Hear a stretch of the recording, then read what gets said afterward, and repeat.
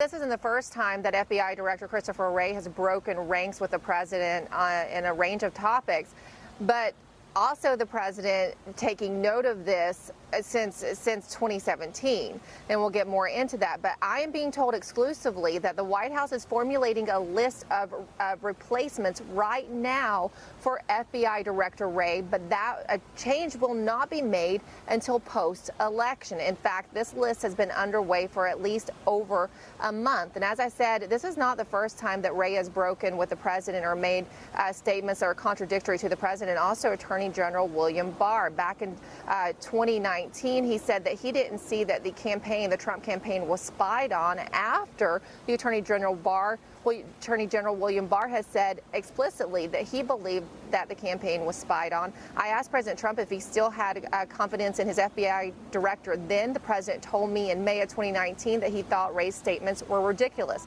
But he's particularly come under fire recently for the revelation that his FBI continued to hide exculpatory evidence in the General Michael Flynn case, and that has been the last straw. Now, as I said, there's no anticipated changes in personnel related to FBI Director Wray until post-election, and that's because some of the president's highest advisors, including his son-in-law Jared Kushner and also White House counsel Pat Cipollone, have deterred the president from making a change, citing the fallout that happened after the president fired FBI Director James Comey, saying that's not what they want to see or have happen before the 2020 election. John. Let's talk about something else, too. The FBI director said yesterday at his hearing. Here's his warning about the 2020 election. We certainly have seen very active efforts by the Russians to influence our election in 2020, an effort to both sow divisiveness and discord. And I think the intelligence community has assessed this publicly, primarily to denigrate Vice President Biden. Emerald, you can just see that soundbite being used by Jerry Nadler and the rest and Nancy Pelosi as grounds for the next round of impeachment. And that's exactly what a lot of Republicans here in Washington, D.C. are saying, and are saying, oh, man, why did he say that? But, of course, not just the FBI director. There are several other officials here in the Trump administration who say, yes, that Russia attempts to interfere in the election. The extent to which they're successful, though, is the question. As much of a scene was made about it in 2016, the amount of influence they really had was very negligible. What officials tell us behind the scenes is that there's much more concern related to China, and that doesn't get attention because China would not want to see a second term for the president. So anything they do is likely in favor of Joe Biden. And here's John? what the president tweeted in response to that, quoting the president here. But Chris, you don't see any activity from China, even though it is a far greater threat than Russia. So again, the president there using the first name of the FBI director to call him out. So, Emerald, interesting piece of information there about that list being formulated to replace Christopher Wray. Any names being floated about that you're hearing about?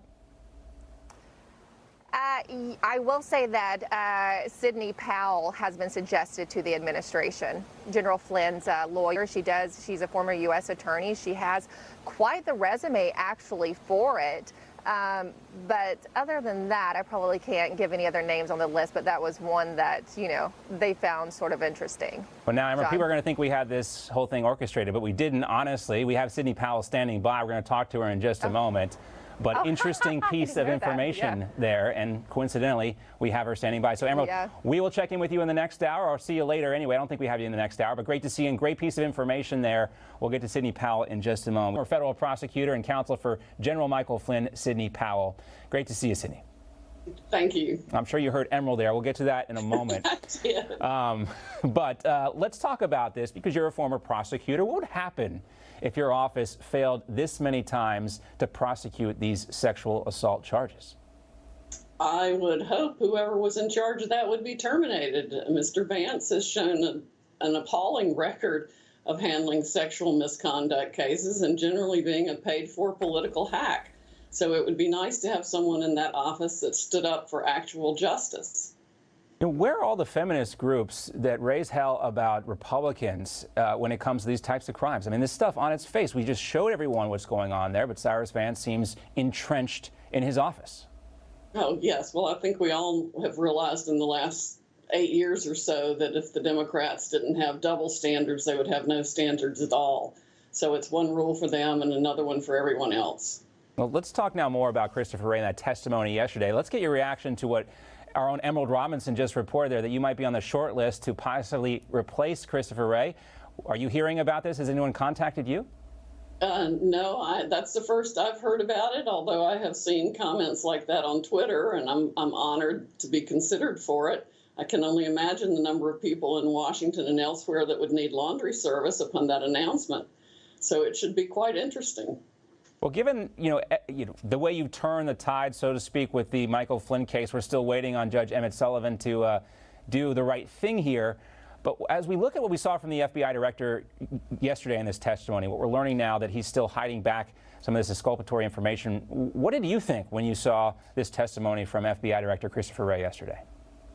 Well, I have never been favorably impressed by Director Wray. There is so much he could have and should have done that he has not. Supposedly, there's an investigation into what happened in the FBI's conduct of the General Flynn case. We still don't have the original 302. We still don't have his briefings to the Defense Intelligence Agency that show that he briefed them on everything Russia-related and Turkey. The government knew everything he was doing, but we don't have the proof of that. So I just don't know what the heck he's been doing and why we don't have all of the information to which we're entitled still. The alteration of the FBI 302 is especially appalling because the agents actually made up things that they then alleged to be false statements by General Flynn. So their misconduct amounts to obstruction of justice, and Mr. Wray has done nothing to uncover that and fix it. Well, we've also learned about these phones being wiped at the FBI and dozens of other phones that had no data on them whatsoever, even though they weren't apparently wiped, no data related to this investigation. But as we learn more about this, we're hearing that James Comey is going to testify on September 30th, according to Lindsey Graham. Sidney, what would you like to ask him based on everything we've learned since his last testimony? Well, I'd like to ask him the details of his conversation in the Oval Office with President Obama and Vice President Biden, where, according to Peter Strzok's notes, he admitted the calls that General Flynn made with Ambassador Kislyak were perfectly legitimate, and how he went about helping set up the ambush interview of General Flynn. I mean, they're just endless questions to ask him about his actual participation in all the events, the meetings where they planned to interview General Flynn without even letting him know he was a subject of the interview, to not give him his 1001, even mention it, to avoid White House and DOJ protocols at every turn, not to show him the transcripts of the calls like they did for any other person they would interview. They deviated from all their rules and protocols at every point, and they did so consciously and deliberately to ambush General Flynn, and then went and made up the statements. And here General Flynn still remains in limbo.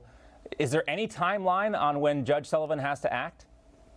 Well, the hearing is the 29th. It would be nice if he would go ahead and deny the motion that day, because the case law is such that every single motion to dismiss the government has ever brought has had to be granted, because only the Department of Justice can prosecute a crime. Judge Sullivan does not have that power or authority. So to do anything other than grant the motion would be unprecedented, but yet he's done one unprecedented thing in this case. We're well past the point of being in uncharted waters when it comes to this case. It's sad for General Flynn. I know you're working hard on it, and we will keep us posted on this FBI possible pick. We'd like to hear more about that, of course. Sidney Powell, thank you for your time today. We appreciate it. Thank you. You just watched Newsmax TV, America's fastest growing cable news channel, now in more than 70 million homes. You can get Newsmax TV on your cable system or check your cable guide. And if your system doesn't carry Newsmax, call them, tell them you want Newsmax TV, because we're real news for real people.